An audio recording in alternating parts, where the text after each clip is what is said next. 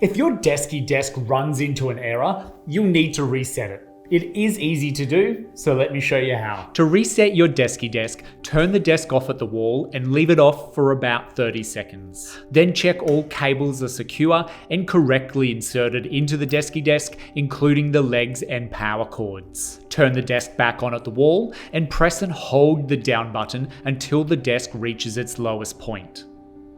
Then press the down button once more until the word reset appears on the display. Then release the down button and press it again and hold until the desk bops up and down once. Then release the down button and the desk will display the height and is now ready to use. Ensure not to press any other button or press the down button more than once, as this can interfere with the reset process. And if you need any further help, you can always reach out to our friendly Desky team. Thanks for watching.